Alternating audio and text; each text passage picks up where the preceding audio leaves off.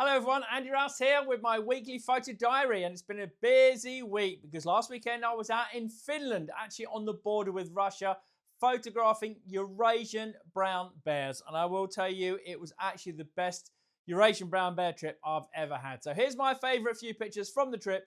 Wild Bunchers, keep watching for your own version with some Photoshop walkthroughs as well. All right, so let's kick off with this one. As part of my low angle project, I'm trying to shoot low angle most of the time. So in the hide here, I had the 300-2.8 on a high level and a 7200-2.8 on a low level, looking along a track. And as you can see here, the bear has just come. He's looking along the track. It's a 1-year-old cub, very, very inquisitive. I shot it portrait mode because I'd like the track going away, and I like to get some of the vegetation in the background. Of course, I could have zoomed right in and shot it landscape, but I think portrait worked really, really well for that. And it's nice and inquisitive. I darken the bottom area off just to lead it up into the bear as well. You should never be afraid to process your pictures and to be creative with them.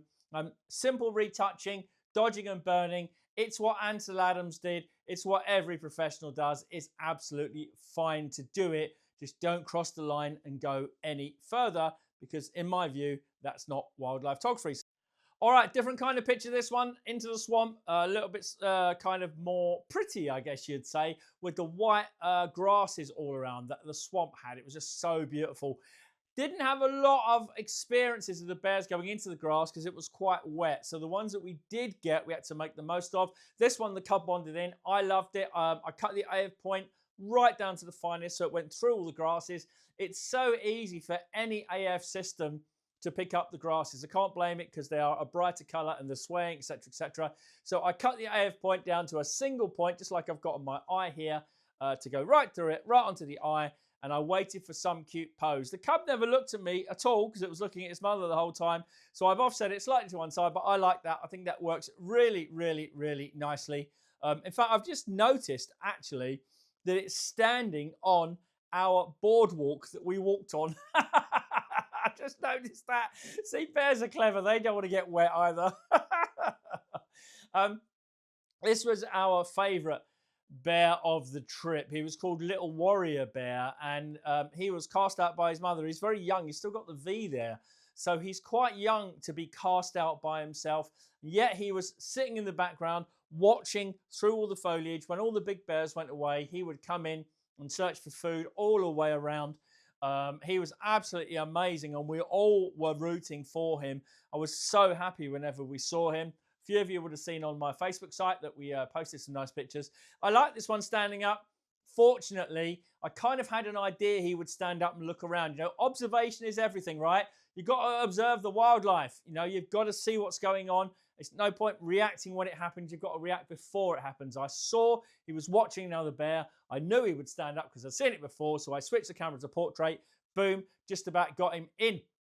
I like that. Again, 300-8 on that. Nice picture, I think, of him looking. Again, not at the camera. A camera can be quite threatening. So he's looking away from the camera, clearly looking at something. Again, nice picture. Back to the swamp. How could you not like this? You know, the classic Paddington bear shot with the foliage in the background, all the white stuff out of focus. Classic, you know, 300-8 with the 2 times, throws everything out.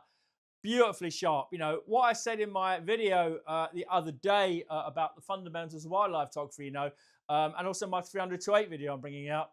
I've got no problem at all with this camera lens combination of cropping in and re-expanding it. The file is amazing. So even though I've got a 600mm 5.6, I've got so many pixels. I think about it as a 1200mm 5.6, as I can crop it in that much, like this much, and still retain professional file size and quality. It's just a mindset thing. And when you have such a beautiful animal as this, I'm just desperate to get a really good picture of it, because once again, it's about their conservation. You know, they are still hunted in areas of Finland and certainly in Russia. And if we are to conserve them, we need to gradually try and stop this hunting as much as we can, because I can't bear to think that something like that is going to run for its life. It's so beautiful and so gorgeous. And this is what a young Paddington bear looks like. Now, I've got a joint favourite from the week. This one you know, you've got to be ready. You've got to have your shutter speed ready. You've got to predict. There's no point saying, oh, I didn't have my shutter speed shot. I missed the shot. Rubbish. You don't want to miss the shot. Why miss the shot when you're in the right place at the right time? Okay, so I bang the ISO right up to get a decent shutter speed on here. It's actually a thousandth of a second, okay? That's good enough. They were playing, they were going backwards and forwards, and I also pressed the speed boost button on the A1 Mark II, which I've got programmed onto the back, so it instantly went to 30 frames a second, so any action going along, I could shoot as I wanted, and I knew I'd get a good sequence. This was the pick of it. So even though the left-hand cub, you can't see its face, you can see the paw on the head, you can see the water coming off, you can see the reaction of the other one. That's the real Paddington, the other one, which I think is really, really gorgeous. I love this picture. I've given it a really soft textured pastel process. I process every picture as its own picture. I don't process any in the sequence. I take each one as I think it should be processed. This one is my joint favorite, mainly because of the habitat. Again, it's a 600mm, so 300mm to 8 with the 2 times. Incredible quality on it. I shot it, you know, I could have cropped it in, and I've taken a crop version of this, and I didn't like it as much because I like the mushy habitat. I like the mushy foreground leading into the wonderful bear cubs having a brilliant time.